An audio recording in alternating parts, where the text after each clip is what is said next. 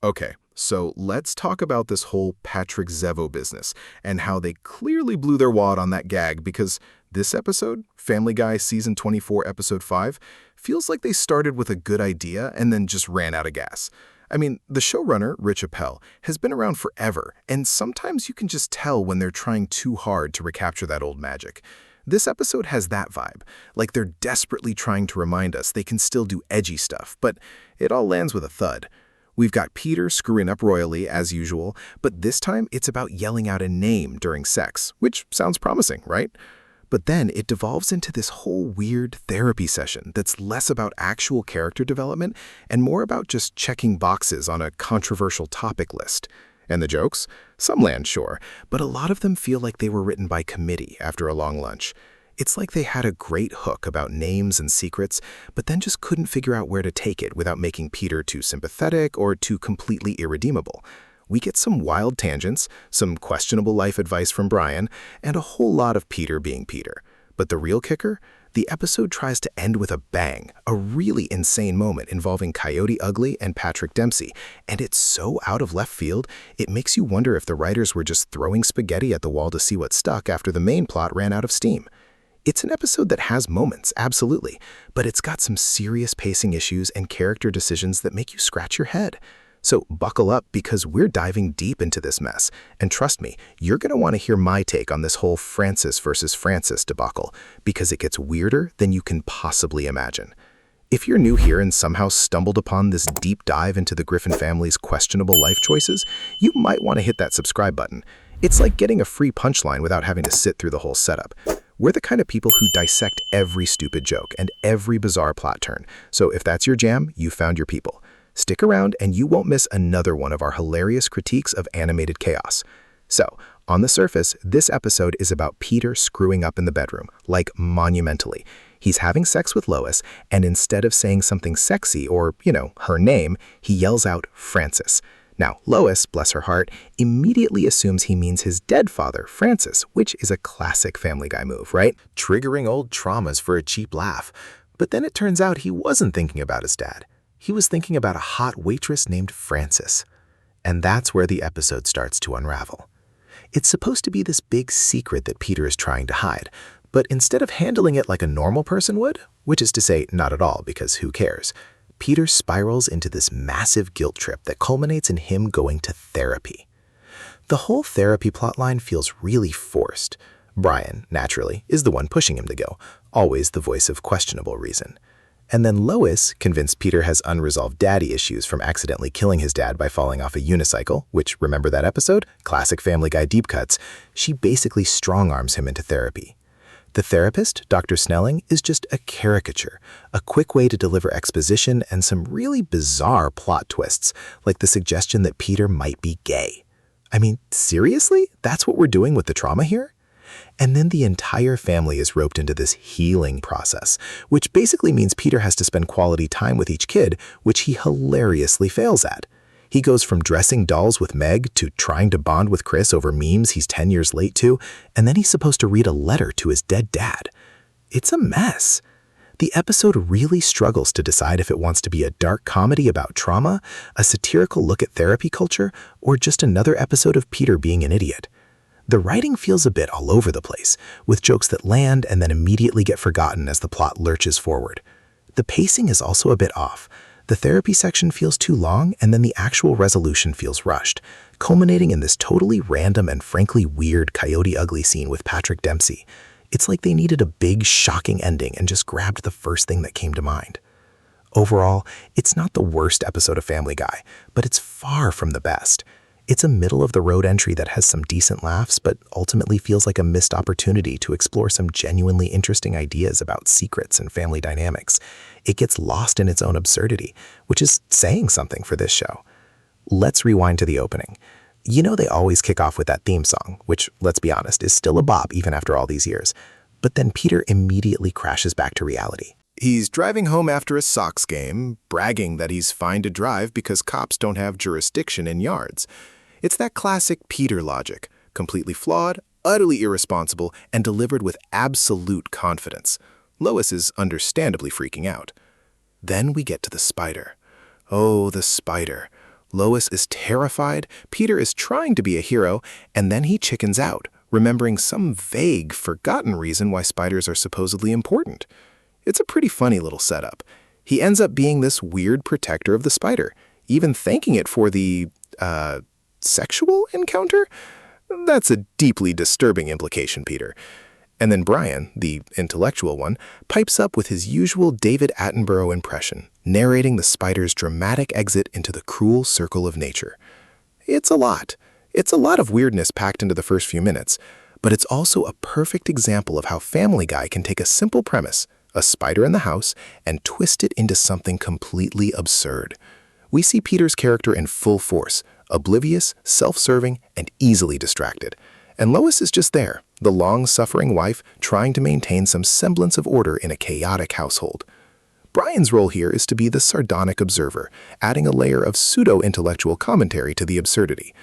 The writers are clearly trying to set up a theme of secrets and hidden desires, even if it starts with something as small as a spider. It's a bit of a chaotic opening, but it hooks you in because you never know where they're going to go next. The whole thing with Peter's hat, looking like LL Cool J, and Lois calling his cultural references a mess, that's a pretty good jab at the show itself in a way, since it often relies on outdated references. It's self-aware, sort of. It's the kind of joke that makes you chuckle because you know exactly what they mean, even if you also appreciate the dated callbacks. The shift from the spider to the hat is jarring, but that's the Family Guy way. They throw stuff at the wall. Now, Peter and Lois getting frisky. This is where things get complicated. Peter's wearing that backward hat, trying to be cool, and Lois makes a comparison to Chester Bennington, the Linkin Park singer. And Peter's immediate reaction is, "Don't say the name ruins it," which is funny in a dark way given the context. But then, mid-act, Peter blurts out, "Francis." Lois is understandably confused, then horrified, because Francis is Peter's dead father. This is the inciting incident for the whole episode. Peter's excuse? It was the 90s. It was 10 seconds ago, which is pure Peter. He's trying to backtrack, but it's a terrible excuse. He admits he must have thought about his old man for a second. Lois is shaken, needing a minute. And then the episode takes a sharp turn. Peter runs into Joe, who's still stuck in 2012 with that infamous dress meme. What color do you think this dress is? Seriously, Joe, that joke is older than dirt. Peter's clearly not in the mood, and who can blame him? He's got bigger issues. Meanwhile, we get this bizarre interlude with a character named Frances, who seems to be this incredibly helpful waitress or maid figure, always there when you need her, getting called out by name multiple times. This Frances is the actual source of Peter's slip-up, but nobody knows that yet. It's a classic Family Guy misdirection. They set up a dramatic moment with Lois and then pivot to a throwaway gag that's actually crucial to the plot. The juxtaposition of Peter's marital drama with the mundane helpfulness of Frances and then Joe's ancient meme highlights the show's scattered approach to storytelling. It's like a bunch of different sketch ideas crammed into one episode. The pacing here is frantic. We jump from a serious moment to Joe's dated meme and then to this random waitress. It's all designed to build to the reveal later, but in the moment, it feels a little jarring. It makes you question the writer's choices. Are they trying to be clever or are they just disorganized? Then we get to the heart of Peter's secret. He confesses to Joe that he yelled out Francis during sex, not his dad, Francis. He was thinking about this new, attractive waitress he's been lying to about being married. Classic Peter. Joe, ever the voice of reason, well, Joe's logic. He points out that Lois thinking he yelled out his dead dad's name is actually better than her knowing he was thinking about a hot waitress he's been deceiving. It's a twisted kind of logic, but it's accurate to how people often try to manage their mistakes. Some saw gold, some saw blue for the dress. That's the kind of deep philosophical insight Joe's bringing to the table. Peter realizes he can't tell Lois the truth, and that's where the episode takes a weird turn with Catherine the Great. Apparently, Catherine the Great has a secret sex life, and she's worried about it becoming her legacy. Peter relates. It's a strange tangent that feels like it's trying to make Peter's secret seem less awful by comparing him to historical figures, but it just ends up being bizarre. The horse high fives? That's just pure Family Guy nonsense. A bunch of horses are having a meeting, and they're all doing normal trotting except one who's apparently been in a parade. It's random, it's visual, and it has absolutely nothing to do with the plot. But that's the show's bread and butter. The horse bit feels like filler or maybe a random animation test. It's a way to break up the dialogue-heavy scenes. Then we get to the Wonka bit with Timothée Chalamet and the Patrick Dempsey comparison. Peter's insistence that Chalamet will stop taking his shirt off like Dempsey is peak observational humor from Peter, which is to say, not observational at all. He's just making wild, unprovable predictions based on nothing. It's a great way to show how out of touch Peter can be. The show is really leaning into these random celebrity comparisons. It's an attempt to be topical and relatable, but sometimes it just feels like name-dropping. This whole section feels like a series of disconnected gags strung together, trying to make Peter's confession less like a marital problem and more like a grand, overarching secret. This is where Lois's concern really kicks into high gear. She's convinced Peter's outburst isn't just a slip-up, but a sign of deep-seated trauma related to his father, Francis, especially since, Peter literally killed him by falling off a unicycle.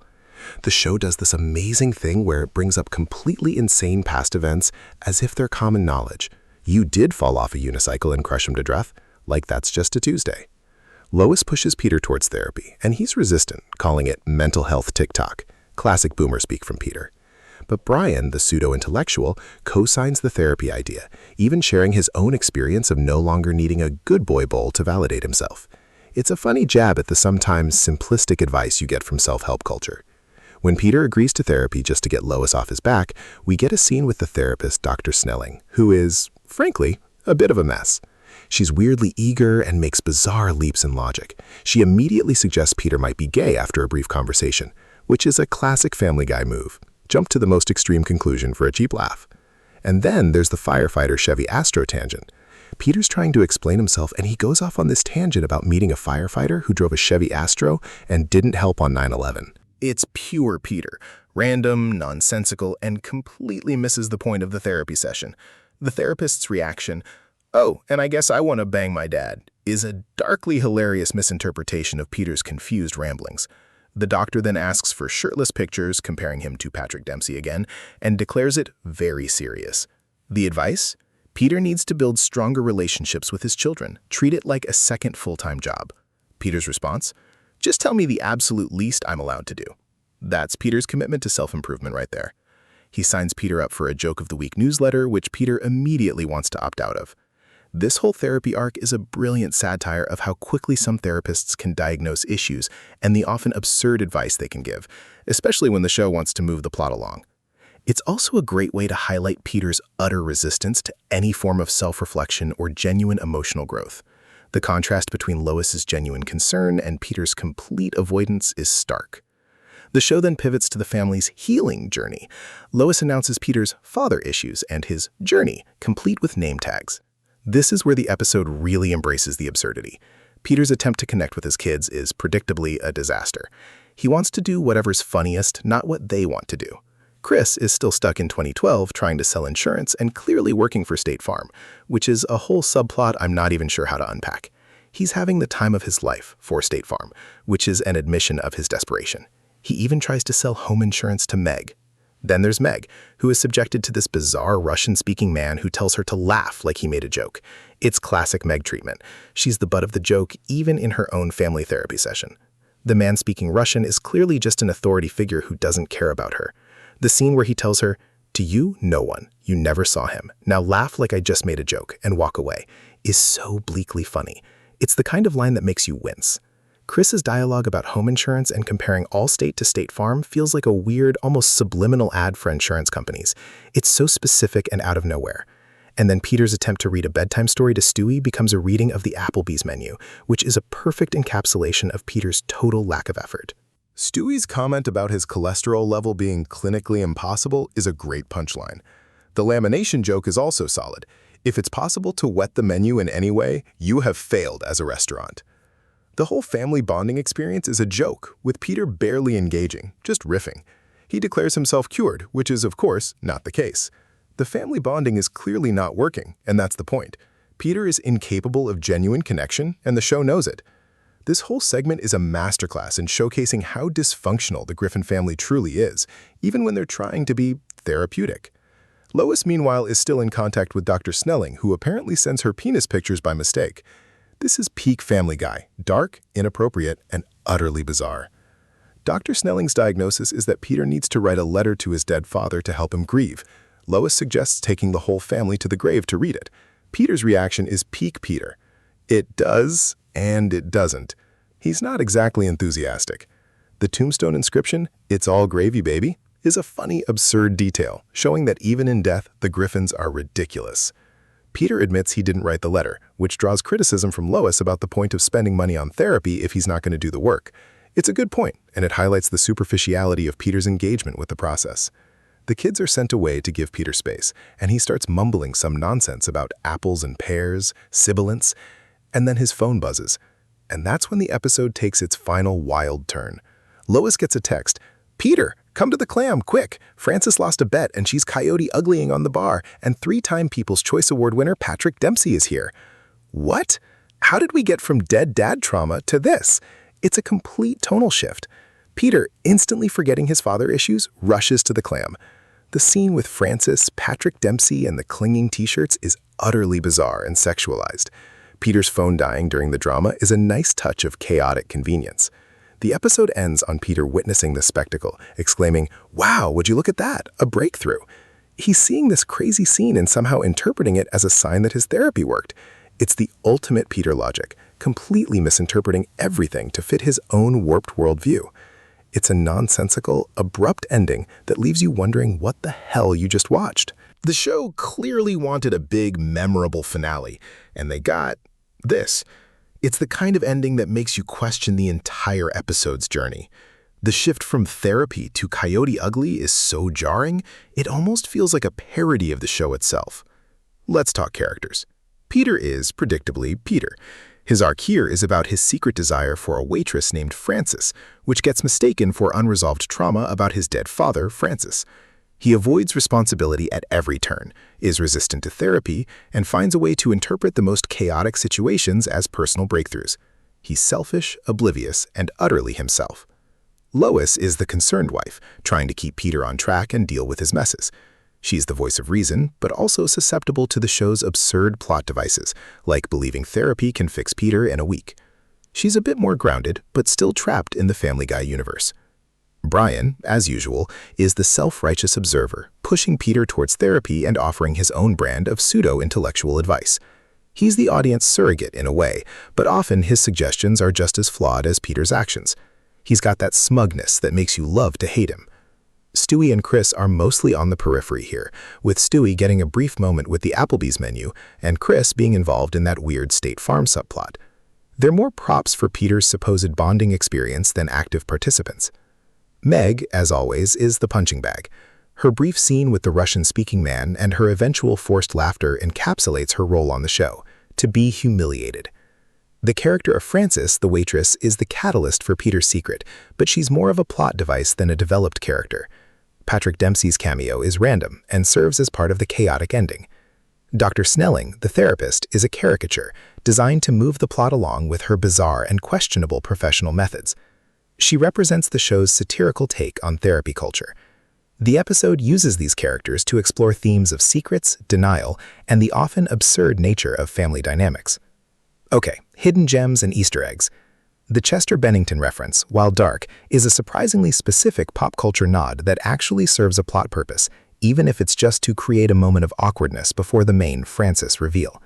It's easy to miss because the show quickly moves on from it, but it sets the tone for the episode's exploration of names and their significance. Then there's the entire Patrick Dempsey comparison. He's mentioned twice, once in relation to Chalamet's shirt-off habits, and again during the therapy session when the doctor asks about shirtless pictures. It's a recurring gag that feels like it's trying to comment on Hollywood's perception of aging actors and their bodies, but it's so random and specific that it might fly over some people's heads. The good boy bowl for Brian's validation is a clever nod to the way we sometimes seek external approval, and it's a funny little detail that most viewers might just hear and not truly register the underlying commentary. It speaks to Brian's ongoing quest for self-understanding, or at least his parody of it. The State Farm bit with Chris is another oddity. Is it a subtle commentary on gig economy work or just a random gag?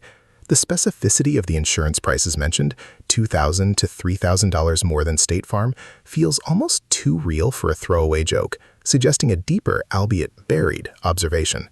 The horse high fives are pure absurdity, of course. They appear out of nowhere, serve no narrative purpose, and are the kind of visual gag that makes you wonder if the animators were just having fun. They're easy to miss if you're not paying close attention to every background detail, but they are a classic example of Family Guy's commitment to the bizarre. Lastly, the name Frances itself. The fact that the waitress is named Frances, the same name Lois says Peter should have used if he was going to mess up, and the fact that she's the actual person Peter was thinking of is a pretty neat bit of plotting. It's the kind of twist that requires you to pay attention to the early details. What if they did it differently? Okay, let's rewind to Peter's therapy session. Instead of Dr. Snelling jumping to the gay conclusion, what if she actually tried to address the actual issue? Peter confessed he was thinking about a hot waitress named Frances. What if the therapist actually explored that?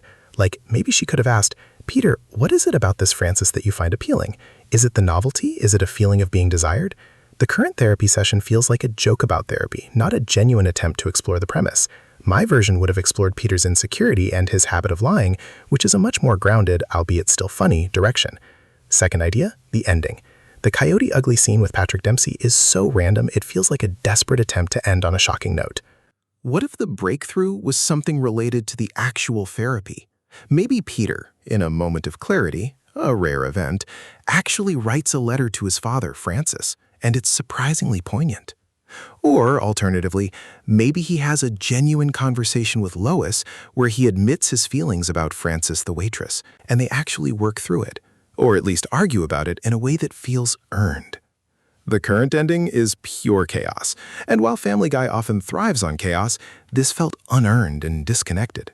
It sacrificed any potential for meaningful character development for a cheap shock. The writers missed an opportunity to either lean into the darkness of Peter's secrets or find a way to resolve the therapy arc with something that felt remotely logical within the show's established universe. This episode gets a solid 6.8 out of 10. It's not a disaster, but it's far from a triumph. The score is high enough to acknowledge the good jokes and the ambitious premise, but low enough to reflect the scattered storytelling and a disappointing execution.